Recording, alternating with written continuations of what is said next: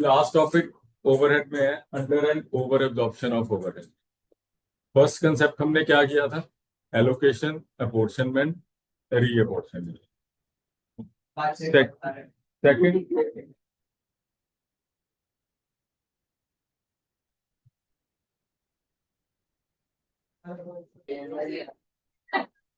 चलो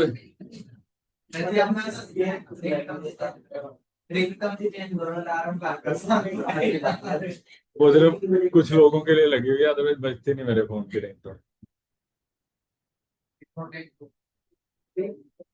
अदरवाइज सबके लिए रिंगर ऑफ रहता है। चलो, under and over absorption of overhead.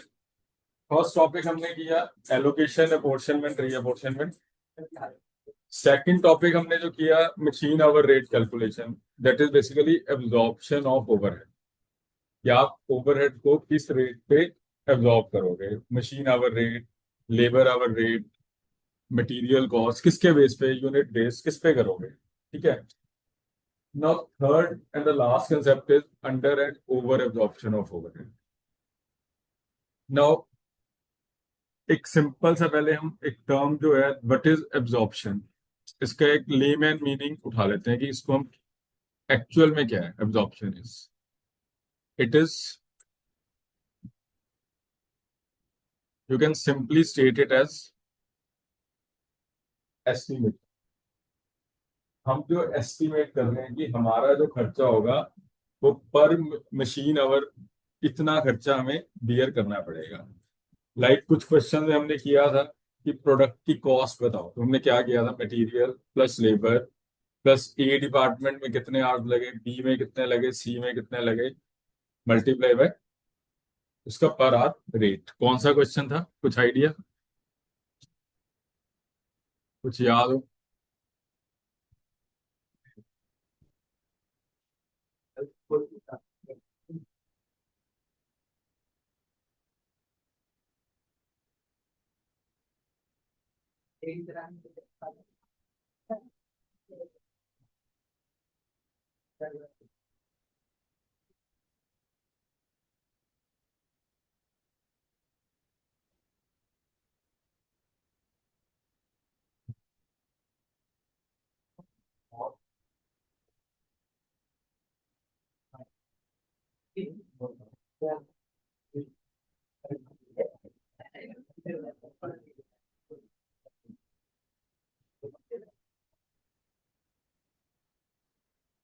मुझे क्वेश्चन नंबर 9 था एक आपका, ये कैलकुलेशन की थी टीडीएस रेट। फिर यहाँ पे आपको कहा गया ये पूछा गया find out the total cost of product है। एक डिपार्टमेंट 1 2 कितने कितने आवर लगे थे, 4 5 and 3 hour. Direct material cost 50, direct labour cost 30। तो प्रोडक्ट कॉस्ट कैसे निकली थी आपकी, material plus labour plus overhead कैसे ऐड हुए थे, 4 hours multiply by 9.234, 5 hours multiply by 9.035, 3 hours multiply by 12.160। नहीं सॉरी, दिस वो तो उसकी वैल्यू थी। 4 hours multiply bye 3.01, 5 hours multiply bye 2.02, 3 hours multiply bye 5.03। इन ओवरहेड्स को हमने ऐड किया था इसमें, मटेरियल प्लस लेबर, और हमने अपनी एक टोटल कॉस्ट बता दी थी। But that is an estimation कि हमारे हिसाब से ये खर्चा होगा, पर एक्चुअल तो ऐसा कहीं नहीं लिखा होगा कि जो आप सोच रहे हो। गुरप्रीत सोच रहा है कि मैं कॉस्ट में 90 नंबर ले लूंगा, तो जरूरी तो नहीं है ना कि 90 ही आएंगे। वो 95 भी हो सकते हैं, वो 39 भी हो सकते हैं। ठीक है, चलो ठीक है। तो दैट इज एब्जॉर्प्शन, जो हमने एस्टिमेट लगाया, दैट इज योर एब्जॉर्प्शन। पर एक्चुअल खर्चा क्या हुआ, दैट इज द डिफरेंट। अब जैसे हमने ये कहा अभी कि हमने मार्क्स एस्टिमेट किए थे से 80, ठीक है, ये मेरा एस्टिमेशन थी। एक्चुअल जो मार्क्स है दैट इज से दो ऑप्शन हो सकती हैं, या तो वो 70 होगा या हम कहते हैं 85।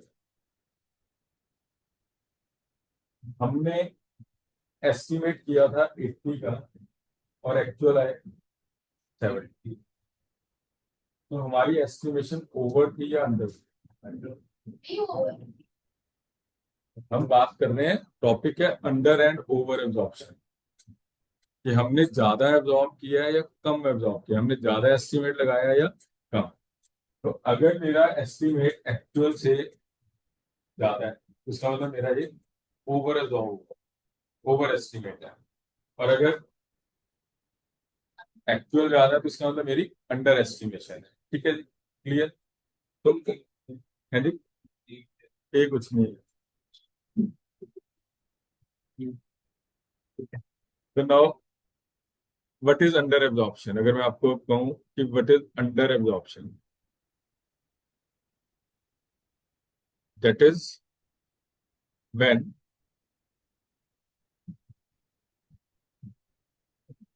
क्या होगा जी अंडर एब्जॉर्प्शन?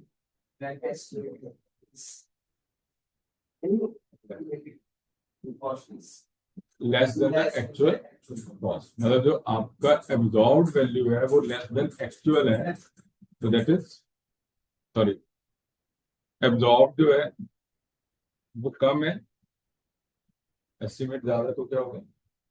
एक्चुअल कम। हाँ, तो अंडर एब्जॉर्प्शन हम इसमें किसको कहा था हमने? Under absorption when actual is greater than absorb, यही हुआ ना? जब ये वैल्यू इससे ज्यादा है तो इट इज अंडर एब्जॉर्प्शन। और ओवर एब्जॉर्प्शन क्या होगा?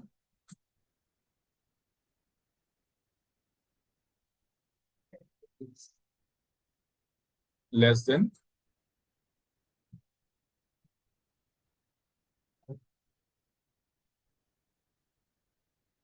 एब्जॉर्ब्ड और एस्टिमेटेड।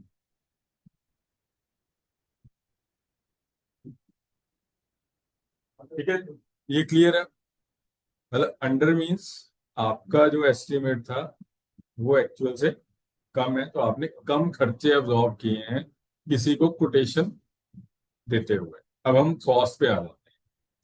मार्क्स को छोड़ दो, मार्क्स की काम खत्म, वो तो एक सिर्फ कंसेप्ट समझाया था। अब कॉस्टिंग मैंने क्या कहा था, वो एस्टिमेशन के बेस पे चलती है। शुरू में हमने बजट भी बनाया, मैंने क्या कहा था कि इट में भी एक्चुअल, इट में भी पास, इट में भी फ्यूचर, कॉस्टिंग कुछ भी हो सकता है। अब फिर मैं उसी एग्जांपल पे आ जाता हूँ कि मेरे को ये फर्नीचर बनवाना है, ठीक है, मैं साफ के पास गया कि मेरे को ये 10 टेबल बनवाने हैं, ठीक है, मेरे को कॉस्ट बता दीजिए। अब ये तो नहीं कह सकते कि मैं एक बार बना लूं उसके बाद आपको कॉस्ट बताऊं, और पॉसिबल पता लगे ये बना के बैठ जाए, बाद में मैं कहूँ जी मैं तो लेता नहीं हूँ, ऐसा तो पॉसिबल नहीं है ना। इसको कुछ ना कुछ वैल्यू तो मुझे बतानी पड़ेगी। मटेरियल, इसको पता लग जाएगा कि इस टाइप का मटेरियल सर ने लगवाना है, तो इस ये मटेरियल इस वक्त है।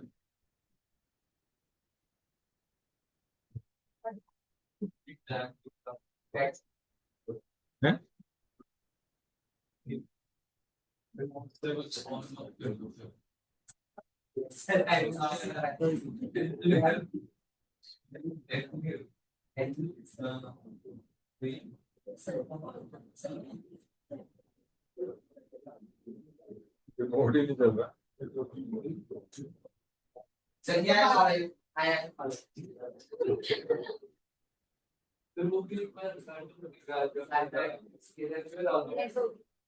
है तो ये है।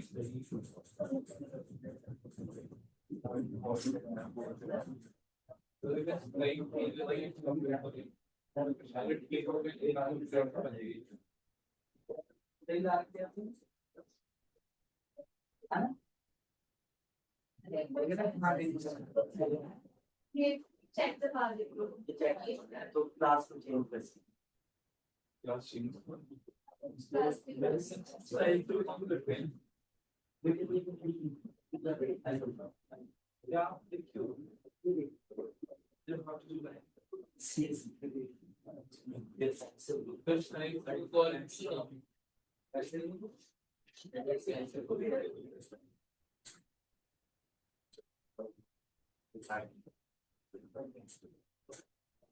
ऑन का बटन देखते बचे ऑन देखेगा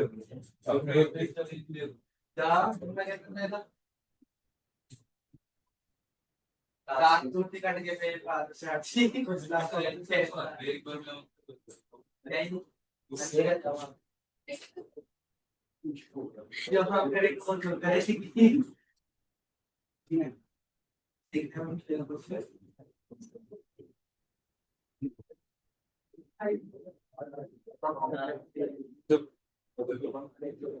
फिर क्या करें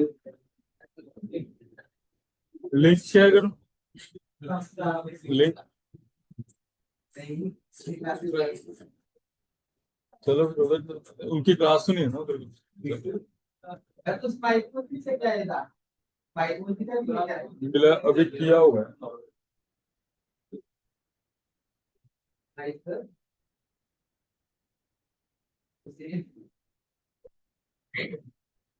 चलो ठीक है अभी हम एक है ठीक है चलो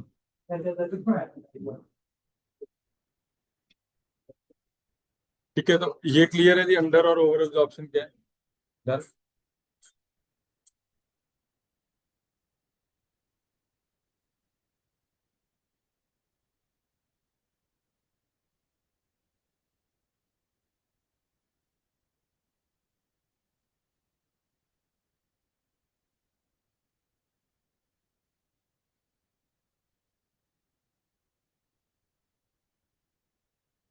चलिए क्वेश्चन नंबर 35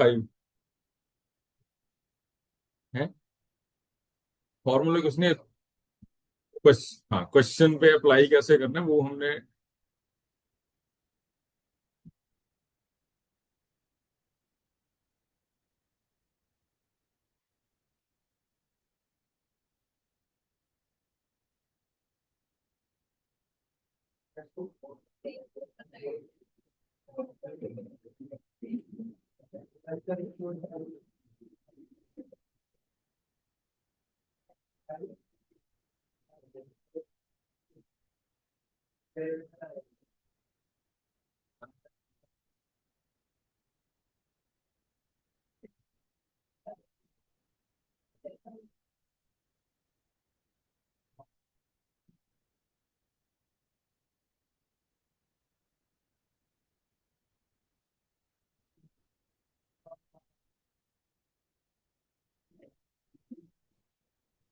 हाँ जी बचे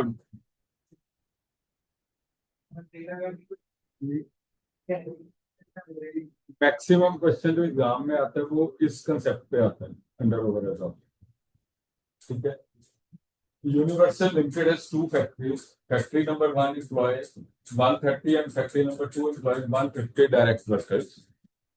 फैक्ट्री 1 में 130 लोग काम कर रहे हैं फैक्ट्री 2 में 150 both factories work 40 hours per week and 50 weeks a year ठीक है 52 नहीं है 50 weeks a year overhead rates are number 1 25 पैसा per hour and number 2 मतलब फैक्ट्री नंबर 2 20 पैसा per hour now overhead rate means your absorption rate जो आपने estimate लगाया है कि हमारे फर्स्ट डिपार्टमेंट का जो ओवरहेड रेट होगा वर्कर जितने आवर्स काम करेगा multiply by 25.25 that will be the overhead likely to be incurred और एस्टिमेटेड ओवरहेड और ओवरहेड एब्जॉर्ब ठीक है करंट ओवरहेड एक्सपेंसेस ये क्या होगा इट इज एक्चुअल एक्सपेंस मतलब ये आपके एब्जॉर्ब्ड ओवरहेड और ये एक्चुअल ओवरहेड और हमें कंपैरिजन करके बताना है कि हमारा अंडर एब्जॉर्ब है या ओवर एब्जॉर्ब। ठीक है, मतलब फर्स्ट कैलकुलेशन कि हमारी एस्टिमेशन क्या है, उसके हिसाब से ओवरहेड क्या बनते हैं, और सेकंड उसको कंपेयर करना है एक्चुअल के साथ। उससे हमें पता लगेगा कि हमने जो एस्टिमेट लगाया था वो कम लगाया था या ज्यादा लगाया। तो फर्स्ट डिपार्टमेंट का क्या बनेगा जी, अगर हम बनाते हैं। हाँ जी, department department one overhead absorb कैसे निकालोगे आप?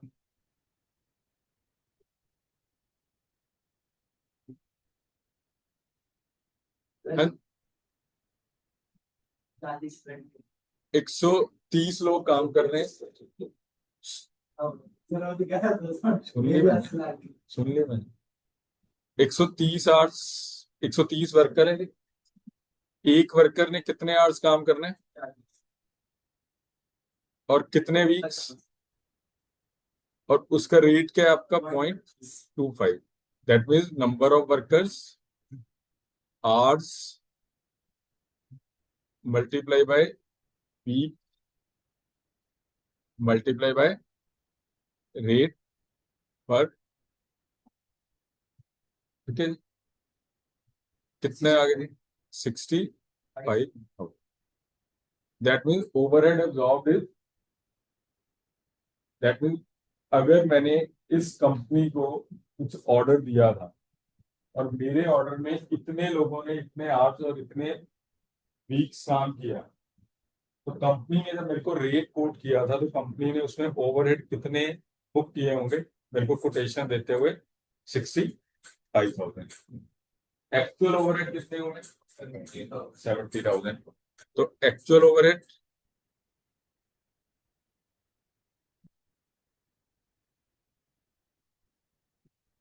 Actual overhead is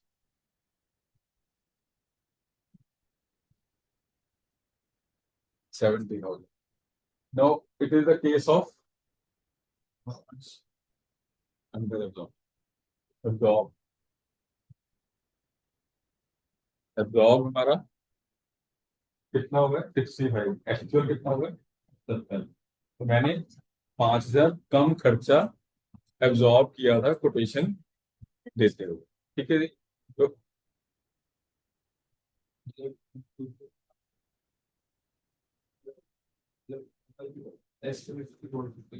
overhead,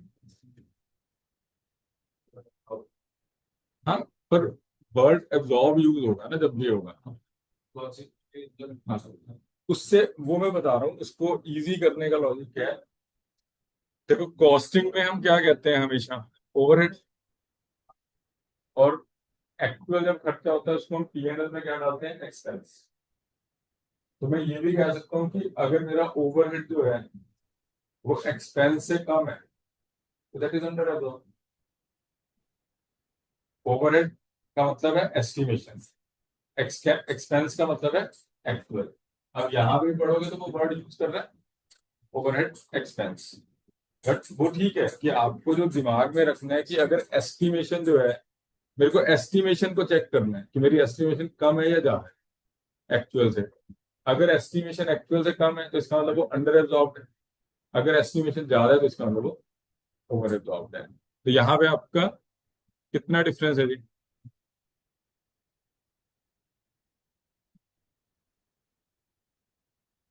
that is under absorb. कि हमने जब अपनी कॉस्टिंग की एस्टिमेशन बनाई थी या कॉस्ट शीट बनाई थी एस्टिमेटेड बेसिस पे, तो हमने कम खर्चे चार्ज किए थे और एक्चुअल ज्यादा हो गए हैं। ठीक है। और दूसरे डिपार्टमेंट का क्या सीन है? 150 × 40 × 50। Department to 150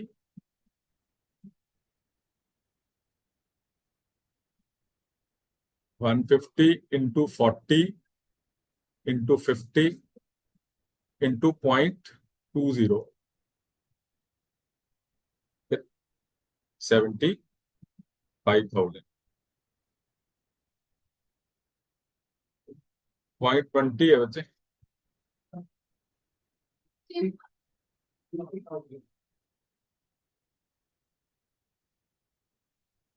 60,000। और एक्चुअल क्या है जी? Actual is 50,000।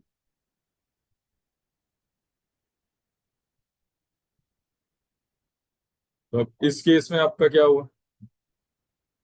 ओवर जॉब, आपने ज्यादा एस्टिमेट लगाया था, हुए कम है, तो दैट इज ओवर।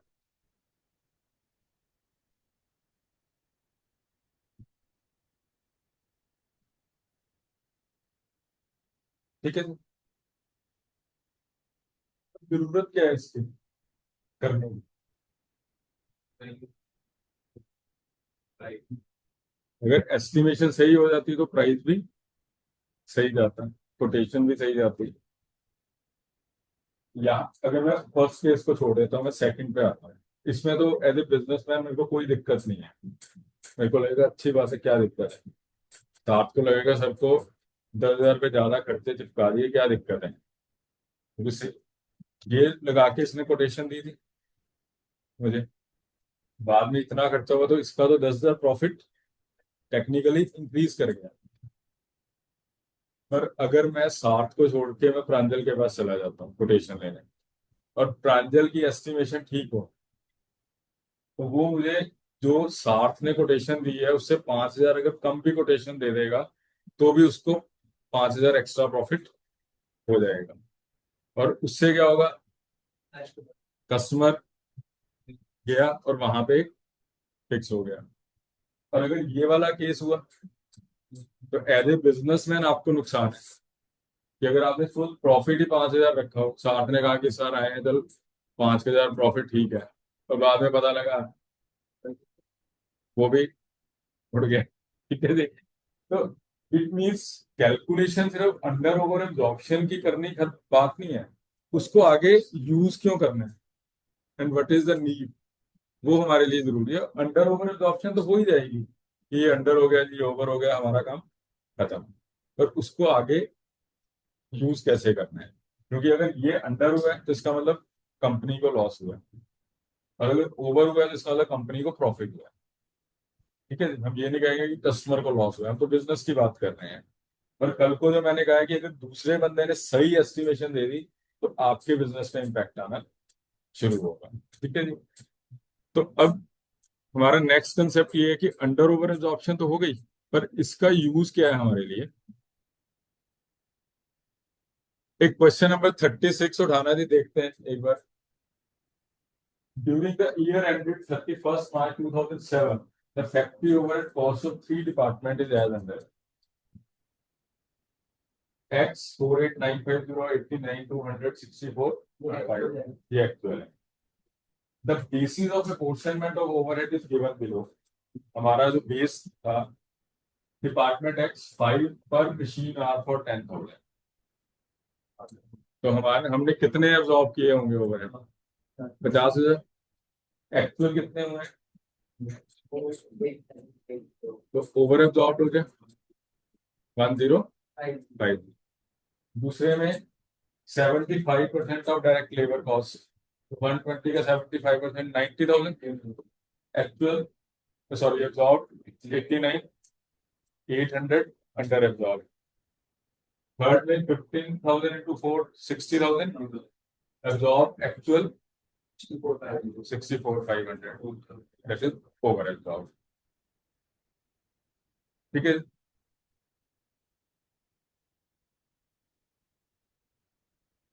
कौन सा लास्ट वाला होगा? 15,000 टू 4 60,000 आपका ये एब्जॉर्प्शन है ना, वो एक्चुअल है।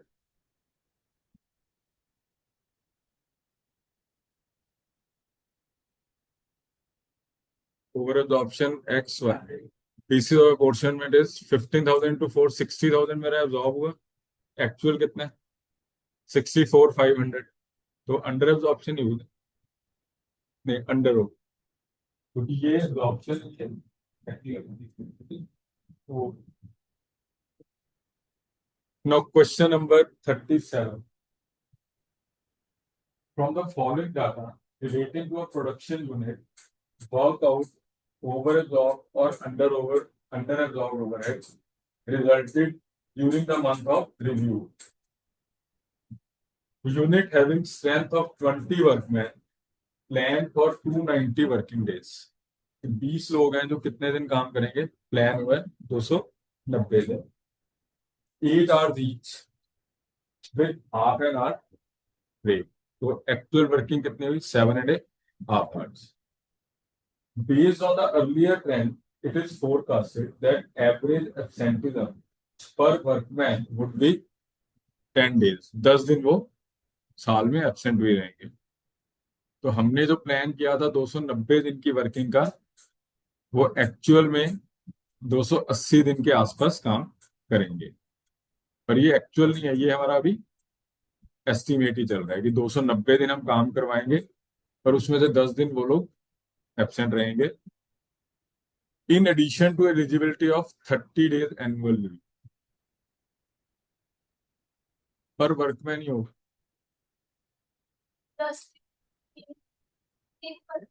एक वर्कर साल में 10 छुट्टियां लेगा.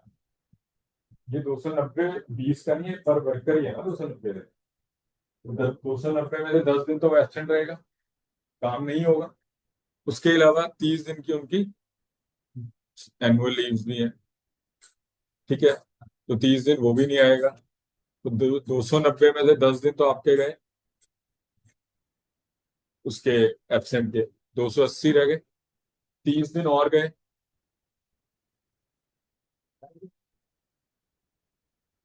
तो वर्किंग डे कितने रह गए आपके, 250. और budgeted overhead related to the unit for the year amounted to 75,000. और उसके हमारा जो ओवरहेड बजटेड है वो कितने हैं, 75,000. And the unit follow the system of recovering overhead on the basis of direct labour hours. तो हमारा जो ओवरहेड का रेट है वो किस पे बेस है, डायरेक्ट लेबर आवर्स. तो ओवरहेड रेट कैसे निकलेगा, पर आवर. तो ओवरहेड रेट पर आवर, 1 घंटे का ओवरहेड रेट कैसे निकलेगा. ओवरहेड कितने, 75,000. 75,000 divided by direct labour hours जो हमें निकालने हैं, that will be your rate per our. नहीं, अभी जैसे उसमें नॉर्मल में 9 क्वेश्चन में निकाला था, overhead rate per our, overhead divided by number of working hours, वो चीज है और कुछ नहीं. अब फर्स्ट हमारा कंसेप्ट क्या है कि हमने ये कैलकुलेट करना है कि हमारा ओवरहेड रेट एब्जॉर्प्शन का क्या है. उसके नीचे वाला क्वेश्चन नहीं अभी मैं आपको पढ़ने को कह रहा हूँ, सिर्फ इतना क्वेश्चन है आपके लिए. 2 नंबर का क्वेश्चन है एमसीक्यू में, calculate overhead rate per our. करके देखो जी कुछ.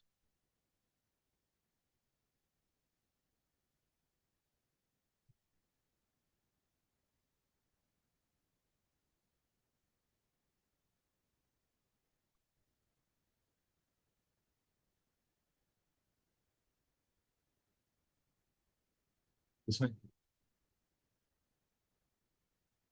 फिर कुछ नहीं कर सकता. ठीक है.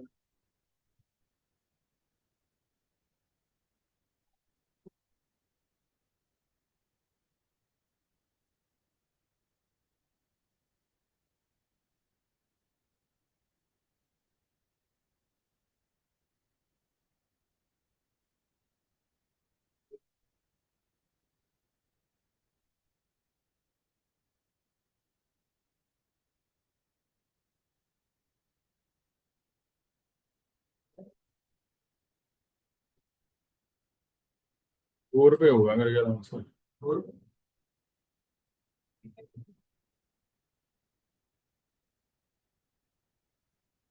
तो जी पहले तो फॉर्मूला ही बता दो मेरे को, क्या इसका बनेगा, ओवरहेड रेट पर आवर क्या बनेगा. फॉर्मूला क्या लिखवाया मैंने. हाँ जी, overhead rate per hour,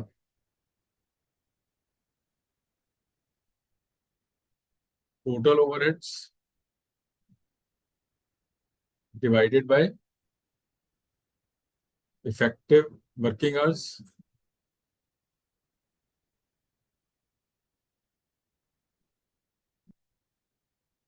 total overhead कितने हैं जी आपके? 75,000। Now come effective working hours.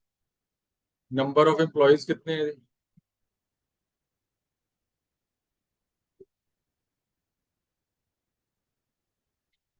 Estimated working days कितने हैं? 290। उसमें से एब्सेंट, एब्सेंट 10 डेज है जी।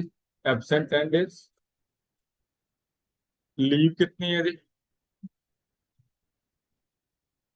30। तो उसके इफेक्टिव वर्किंग डेज कितने हो गए एक वर्कर के?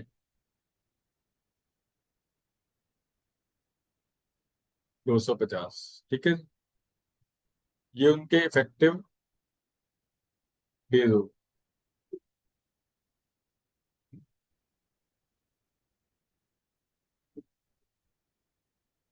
आर उसके आर दिए हुए पर डे क्वेश्चन कितने?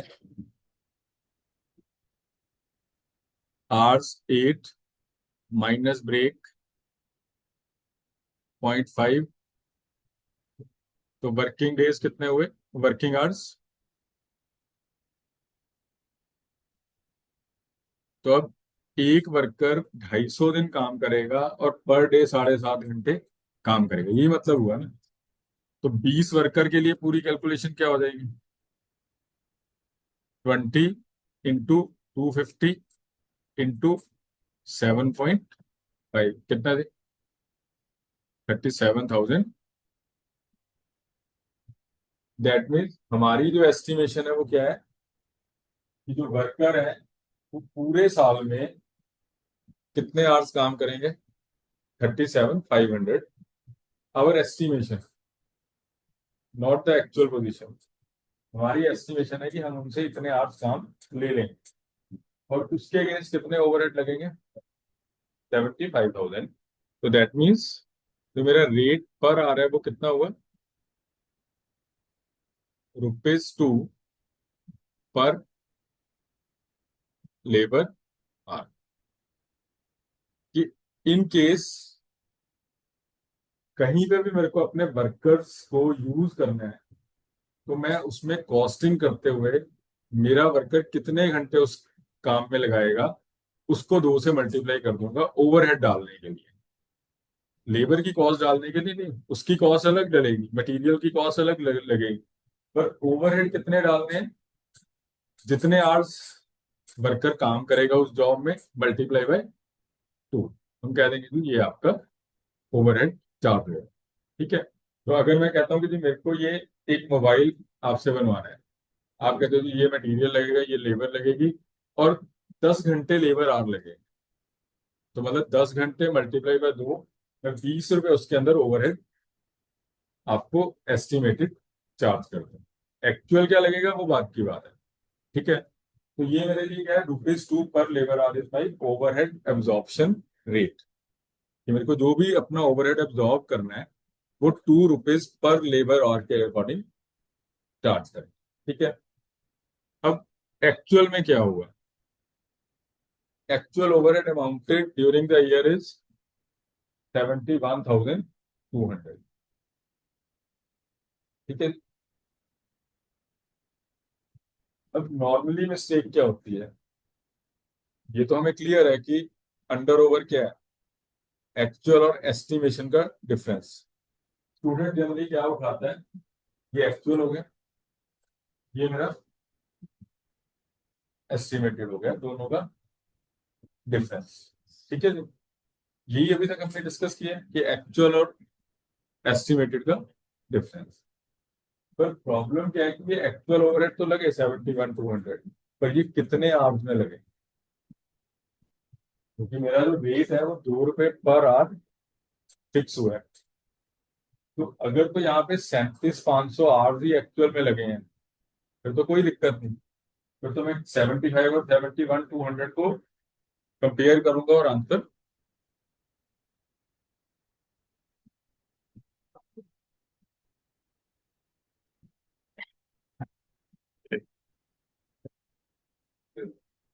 वो चल रहा है। हाँ जी।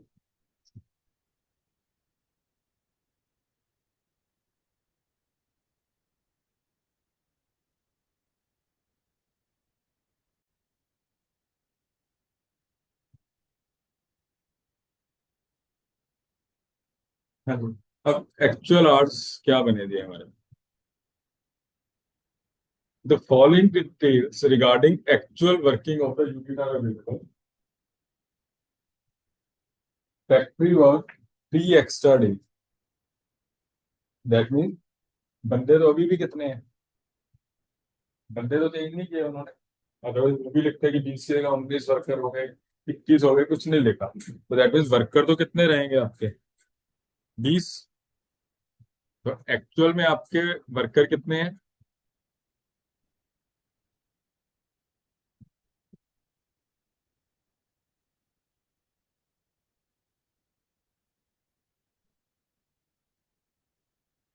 नंबर ऑफ वर्कर्स कितने थी? 20। वर्किंग डेज हमारा कितना था पहले? 290। उसमें हमने एक्स्ट्रा डे कितने उनसे लगवाए? 3 दिन। ठीक है। एब्सेंट वो कितने दिन रहे? 12 दिन। लीव कितनी हुई थी? मैं कहा वो 30 की जगह 31 हो गई थी। है ना, कुछ है ना उसमें गिवन। ठीक है, डिक्लेयर। तो पहले 30 छुट्टियां देते थे, तो फायदा क्या होगा हमें? 3 दिन एक्स्ट्रा लगवाए, 2 छुट्टियां उन्होंने एब्सेंट हो गए, 1 दिन वापिस हम उसी पे आ गए। ठीक है, तो इट मीन्स इफेक्टिव डेज तो अब भी कितने बने? 250। इफेक्टिव आवर्स भी तो वही रहेंगे, उसमें तो कोई दिक्कत नहीं है, वो तो 7.5 घंटे रहेगा ही रहेगा। ठीक है जी। तो अब इस बेस पे मेरी ये कैलकुलेशन क्या बनी? 20 × 250 × 7.5 कितना थी? वही 37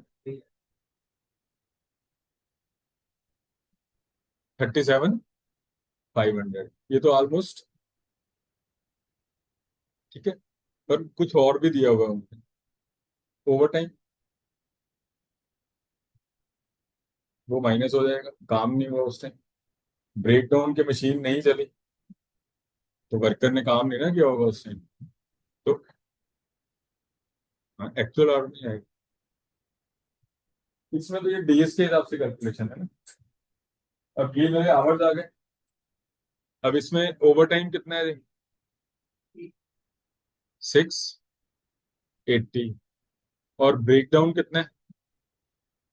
350। तो मेरे एक्चुअल आवर्स कितने हो गए जी अब?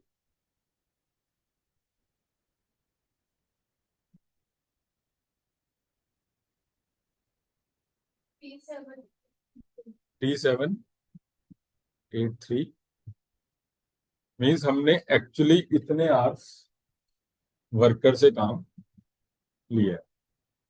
ठीक है, not 37,500, we have actually work for 37,830 hours. और इसके लिए एक्चुअल ओवरहेड्स कितने हैं? दिए हुए 71,200। Now my question is, what should be the absorbed overhead for 37830 hours? क्योंकि मेरा कंपैरिजन किसको करना है मुझे? जो मैंने एक्चुअल आवर्स काम किए हैं उसी पे मेरे को एब्जॉर्प्शन देखनी है ना। जो मैंने रेट कैलकुलेट किया था वो तो 37,500 पे कैलकुलेशन थी कि मेरा पर आवर का रेट क्या है? 2। मैंने एक्चुअल कितने आवर्स लगाए हैं? 37830 आवर्स। तो अब आपने मुझे कोटेशन जब देनी है तो मुझे कितने आवर्स का ओवरहेड चार्ज करना है? 37,830 आवर्स का। किस रेट से? 2 रुपए पर आवर।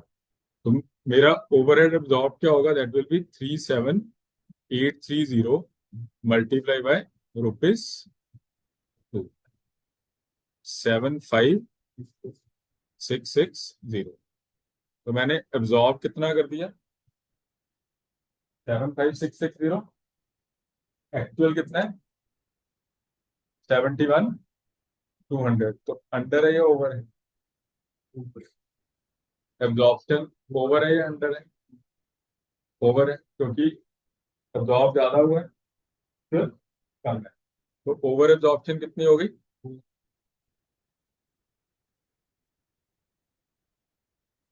44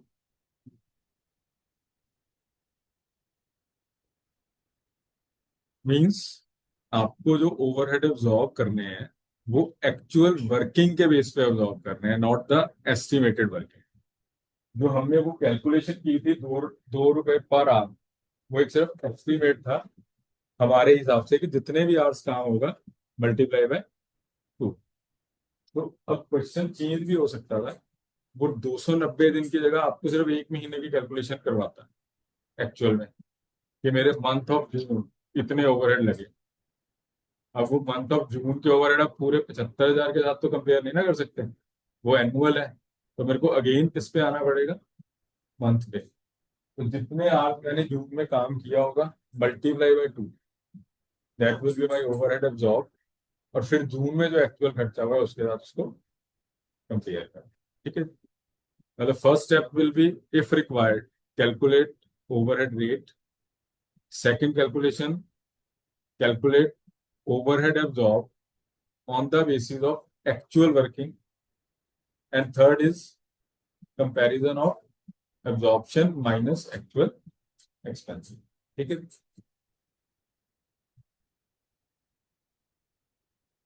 ठीक है, यही आ रहा है आंसर 446। ठीक है मैम।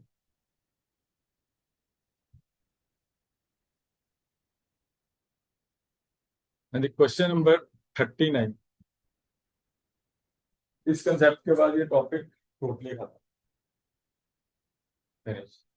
ठीक है, ये भी हम कर लेंगे। तो एलोकेशन, अपॉर्शनमेंट, रीअपॉर्शनमेंट हुई। ओवरहेड एब्जॉर्प्शन रेट हमने निकालना सीखा, जिसमें machine hour rate main calculation थी। थर्ड, कि जो हमने रेट और एब्जॉर्प्शन रेट कैलकुलेट किया है उसके बेस पे हमें क्या ओवरहेड लगने थे और एक्चुअल क्या लगे, उसकी हमने अंडर और ओवर एब्जॉर्प्शन निकाल ली। पर अब उस अंडर और ओवर एब्जॉर्प्शन को एडजस्ट कैसे करें? अल्टीमेट तो ये है ना कि उसका एंड रिजल्ट क्या निकलेगा।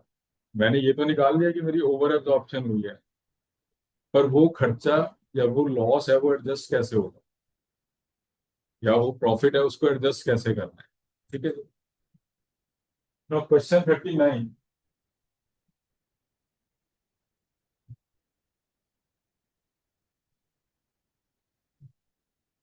In factory, overhead of department are recovered on the basis of 5 per machine hours। ये क्या होगा?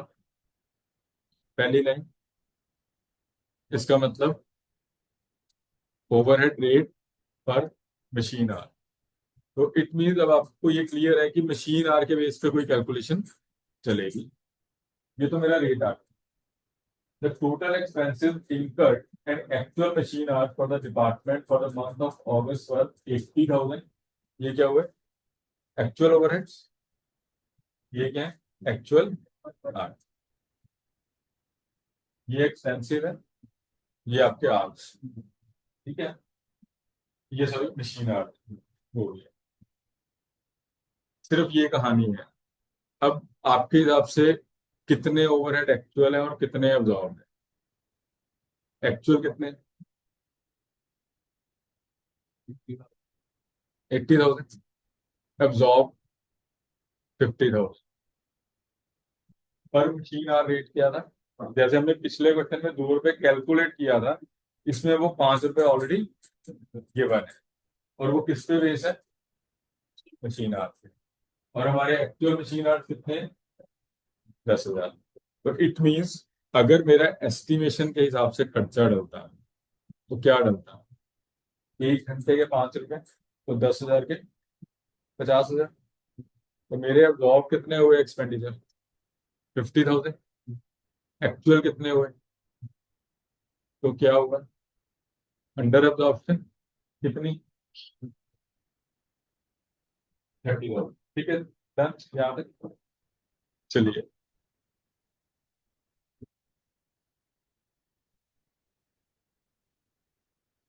क्वेश्चन नंबर कौन सा है ये, 39।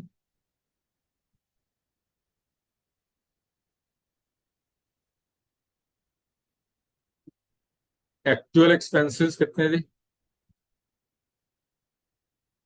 80,000। ओवरहेड एब्जॉर्ब हमने कैलकुलेट किए 10,000 आवर्स मल्टीप्लाई बाय 5, 50,000। ये मेरे लिए क्या हुआ, अंडर एब्जॉर्ब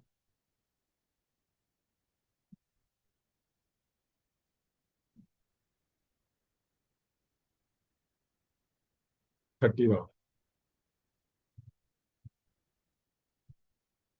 तो इट मीन्स अगर आपने इतना बड़ा ब्लंडर किया और अपनी कोटेशन फाइल कर दी और कस्टमर को सप्लाई करना पड़ा, तो आपको 30,000 का लॉस तो क्लियर कट दिख रहा है कि ये होएगा।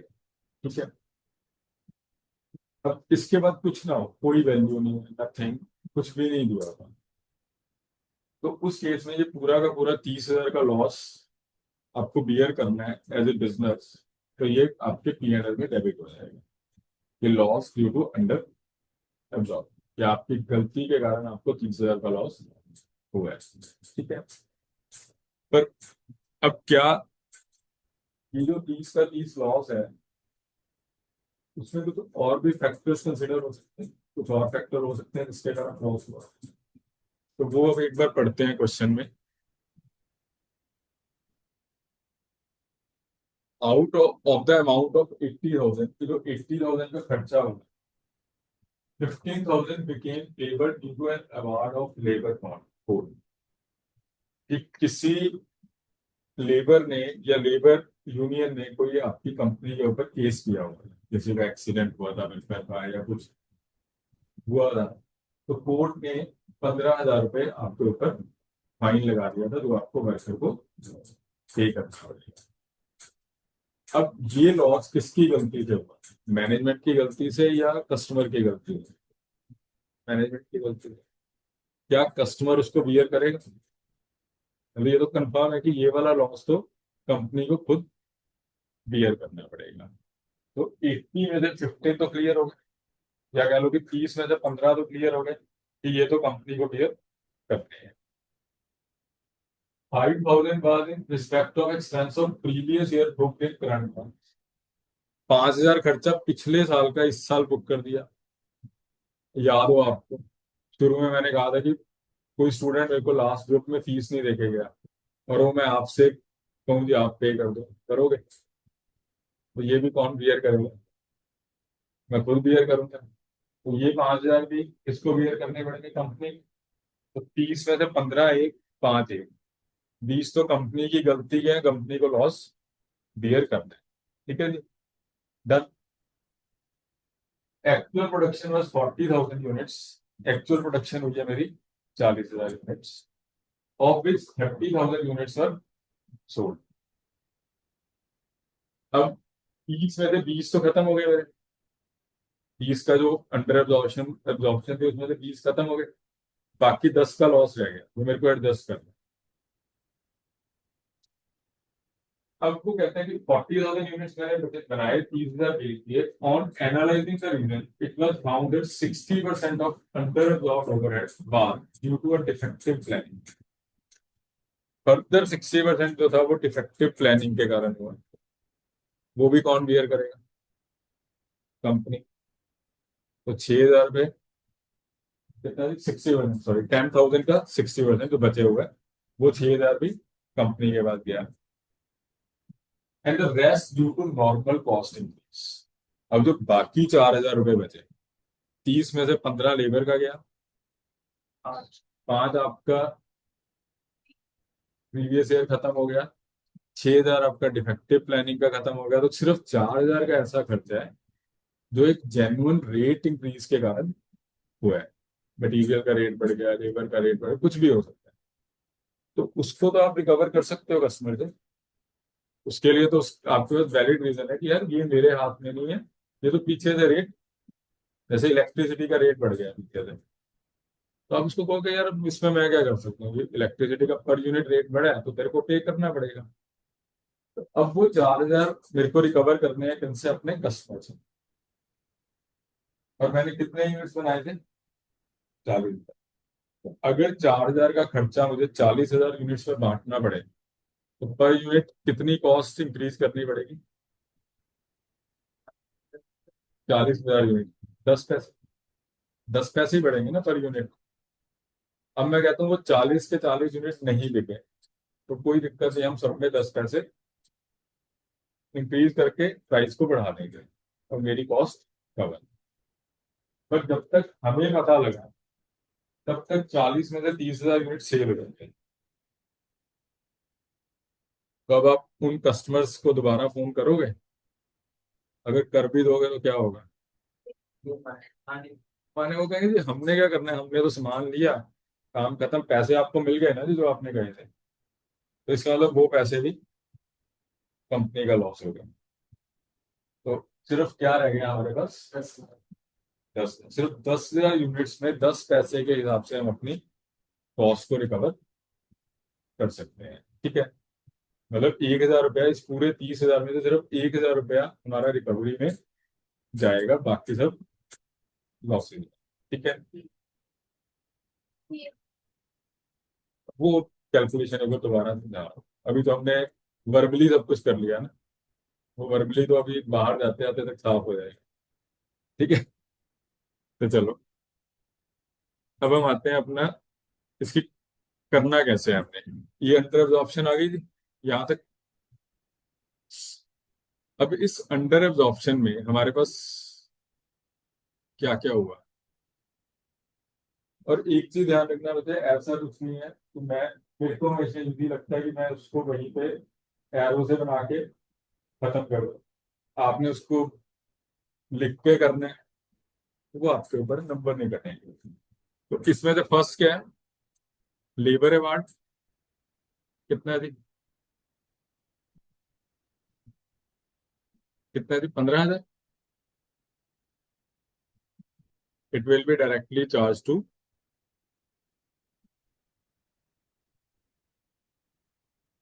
ये प्रॉफिट एंड लॉस को डायरेक्टली चार्ज होगा, मतलब हम इसकी रिकवरी नहीं कर सकते। सेकंड क्या था हमारा, प्रीवियस ईयर एक्सपेंस कितना थी, 5,000। It is again to P and L, क्योंकि पिछली बार खर्चा नहीं बुक किया, अब तो करना ही पड़ेगा ना आपको ओवरऑल अकाउंटिंग के लिए। ये भी खत्म। अब बैलेंस कितना रह गया जी आपके पास, balances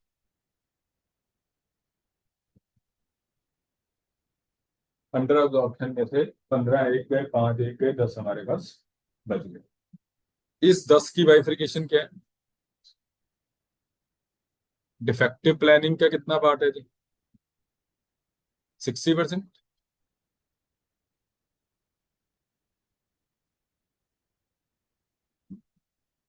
6,000 it is again charge to P and L. आपको ये लिख के आना है वहां पे, इसी के नंबर, ये आपका पी एंड एल में चला गया, P&L में ये पी एंड एल। अब क्या बचा आपके पास, दैट इज नॉर्मल, जो कॉस्ट इंक्रीज है आपकी, उसके कारण कितने, 4,000। और कितने नंबर ऑफ यूनिट्स हैं, 10,000।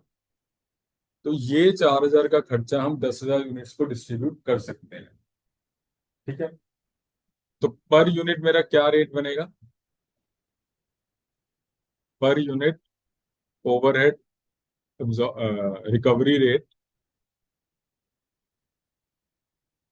will be 4,000, no, sorry, it is 40,000. 4,000 divided by 40,000, that is 0.10 per unit, 10 पैसे पर यूनिट मैं अपने 40,000 यूनिट्स को चार्ज कर सकता हूँ। ठीक है, आप ये तो नहीं ना कर सकते कि जो बेचारे बचे हुए हैं उनको आप कह दो कि 40-40 पैसे आप रिकवर कर दो, वो कहेंगे आप रखो अपना सामान अपने पास। मैं ये नहीं कह रहा, रियलिटी में यही होगा। एक्चुअल जो काम होगा उसमें ये भी रिकवर होगा, ये भी रिकवर होगा, ये भी रिकवर होगा, और कस्टमर से ही रिकवर होगा। वो नहीं है बिजनेसमैन, ये नहीं कि अपने पल्ले डाल लेगा कि हाँ ये भी लॉस, ये भी कि किताबों में कहा गया है। वो कहेगा यार किसने देखी है किताबें, कस्टमर को तो नहीं ना पता। पर अगर आप कस्टमर को बताओगे कि भी ये 4,000 का लॉस है, बनाए तो मैंने 40 थे, 30 तो मैं बेच चुका हूँ, 10 आपको बेचने हैं तो आप इसको रिकवर कर दो मेरे। वो कहेगा जी आप रखो फिर अपने पास, कि मैं तो सिर्फ 10,000 के लिए रिकवरी दे पाऊंगा ना आपको। तो अब इसमें जो यूनिट सोल्ड हो गए, सबसे पहले कितने यूनिट सोल्ड हुए? 30,000 इंटू 0.10, तो 3,000 तो अब रिकवर होने से रहे, क्योंकि वो तो बिक गया, लोग ले गए। तो ये भी किसमें जाएगा? पीएनएल। बाकी क्या रह गया? एफजी या unsold 10,000 into 0.10, that is 1,000। It will increase the cost of, इतनी अमाउंट से आप अपनी एफजी की कॉस्ट को इंक्रीज कर दोगे कि 30 में से 15 लेबर का अवार्ड पीएनएल, 5 आपका पिछले बार का खर्चा नहीं रिकवरी होगी इस बार, बाकी बचे 10, उसमें से 6,000 आपकी डिफेक्टिव प्लानिंग, वो भी आपको ही बियर करना है। तो घूम फिर के जरा 4,000 रुपए हैं जो आपको कस्टमर से रिकवर हो सकते हैं। कितने यूनिट्स के अगेंस्ट? 40,000 के अगेंस्ट। तो 10 पैसे पर यूनिट आप रिकवर कर सकते थे, बट अगेन 30,000 यूनिट आप ऑलरेडी बेच चुके हो, तो वो 3,000 भी क्लियर करो खुद। रिमेनिंग 1,000 जो है वो 10,000 के कॉस्ट को, प्राइस को आप 10 पैसे से इंक्रीज करके रिकवरी मोड में आ सकते हो। ठीक है, डन। थोड़ा सा क्लियर हुआ? 10 पैसा ऐड। ठीक है,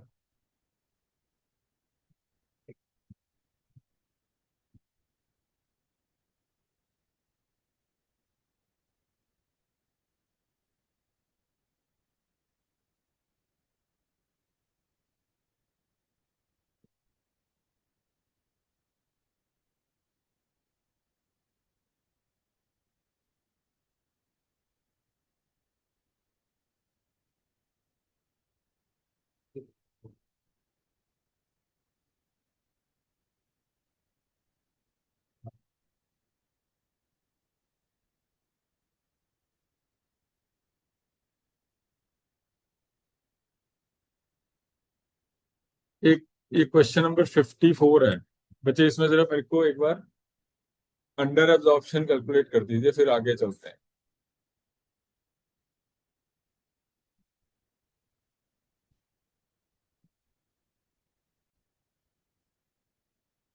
इस केस में अब क्या हुआ, 30,000 आपको डिस्ट्रीब्यूट करना है। यूनिट्स कितने हैं? 20,000 FG, 8,000 working total, this is incomplete units. अगर ये ना हो डब्ल्यू, फिर तो आप क्या करते हैं?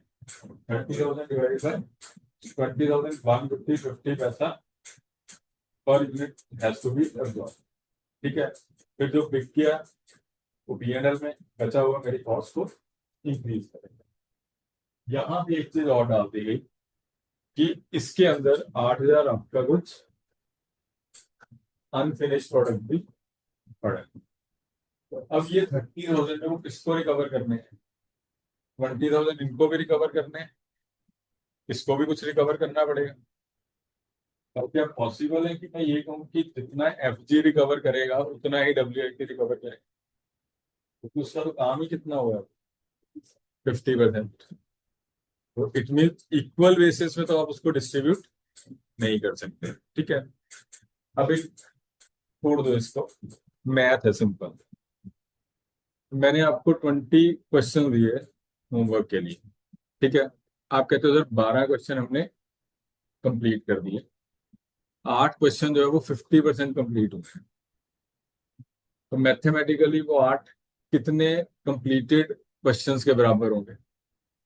क्या किया आप? 8 × 5 50% हुए नहीं कंप्लीट, पर हम मैथमेटिकली कह सकते हैं कि जो सबने क्वेश्चन दिए थे उसमें से जो 8 क्वेश्चन ऐसे हैं जो टेक्निकली 4 क्वेश्चन मेरे कंप्लीट हो चुके हैं।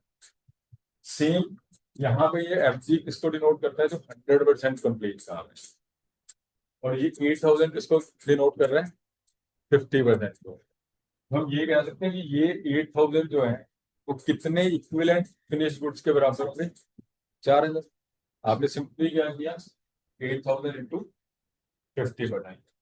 It is this concept is known as equivalent units of production, जो हम नेक्स्ट टॉपिक में इसको यूज करेंगे, दैट इज प्रोसेस कॉस्टिंग जो टॉपिक होगा। वो सबसे मतलब निकम्मा टॉपिक है, लेंथी जरूर है, एक पैटर्न पे चलता रहता है। जैसे हम 11th 12th में अकाउंट्स करते थे ना, लिखते जाओ टी फॉर्म में और बनाते जाओ उसको। ठीक है, उसमें ये यूज होगा। तो इट मीन्स ये जो नंबर ऑफ यूनिट्स हैं ये आपके 100% अगर हैं, तो it means it is equivalent to 20,000 units. ये तो 100% है। और ये इक्विवेलेंट टू, तो हम ये कह सकते हैं कि ये जो 28,000 यूनिट्स हैं जिसमें कुछ इनकम्प्लीट भी हैं, they are equal to 24,000 completed units. तो मुझे ये 30,000 जो है वो किसके थ्रू रिकवर करना है? 24 के। तो क्या हुआ? 1.25 पर यूनिट। मतलब मुझे हर यूनिट के अंदर ₹1.25 इंक्रीज करना है। अब इस 20 एफ जी में से कितने आपने सोल्ड कर दिए? है जी, 18,000। 18,000 तो आप ऑलरेडी बेच चुके हो। उसका 1.25, 22,500, ये हो गया। ये तो किसमें जाएगा? Directly to P and L. कि बिक गया भाई, बियर करो, मतलब it will be debited in profit and loss account. ठीक है, पेपर में आप लिखोगे it will be debited in P and L and it will reduce the profit. पर अगर अंडर की जगह ओवर एब्जॉर्प्शन हो गई तब आप लिखोगे it will be credited in P and L and it will increase the profit. क्योंकि अगर ओवर एब्जॉर्प्शन होगी तो आपका प्रॉफिट हो गया ना जो बेच दिया आपने। अच्छा, उसके बाद एफ जी अनसोल्ड कितने हैं? कितने थी? 2,000। ये तो 20, ये 20 में से 18 बिक गए। बाकी एफ जी तो कितने रह गए? 2,000 रह गए ना। हाँ जी।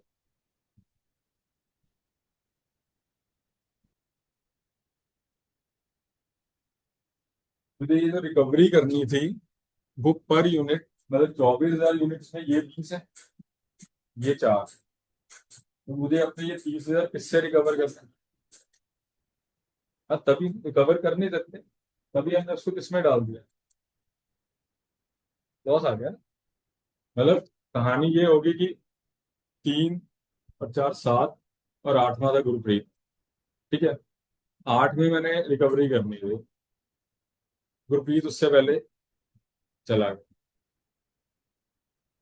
मैं रिकवर कर ही नहीं सकता उसका हिस्सा, तो वही यूनिट जो मैंने बेच दी है वो मेरी रिकवरी नहीं हो सकती, मेरे को लॉस तो बियर करना है। ठीक है, उसके बाद एफ जी अनसोल्ड कितना रह गया? अब आप कोट कर ही लो, देखो एफ जी अनसोल्ड कितना रह गया, 2000 मल्टीप्लाई बाय 1.25, कितने हुए जी? 22, नहीं 2500। ये क्या करेगा, it will increase the cost of F G. 2500 से मेरी एफ जी की कॉस्ट इंक्रीज हो जाएगी। ठीक है जी, अब एंड में क्या रह गया फिर? Work in progress. Work in progress कितने? मतलब हम 4000 यूनिट्स को ही कंसिडर कर रहे हैं ना, मतलब no doubt that is 8,000 units, but which is equivalent to 4,000। तो 4,000 into 1.25, 5,000। It will increase the cost of 4,000 into 1.25,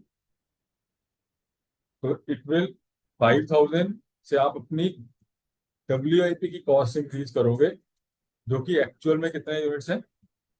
8,000। मतलब 8,000 की कॉस्ट आपकी 5,000 रुपए से इंक्रीज हो जाएगी, और इन तीनों का टोटल करोगे तो वो 30,000 हो जाएगा।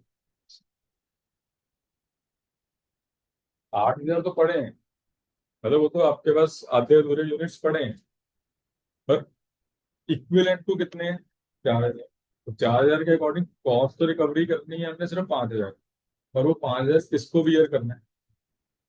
करना तो 8,000 को है ना, तो उनको 1.25 रुपये बियर नहीं करना, उनको 0.625 per unit ultimately cost recover करनी है, 5,000।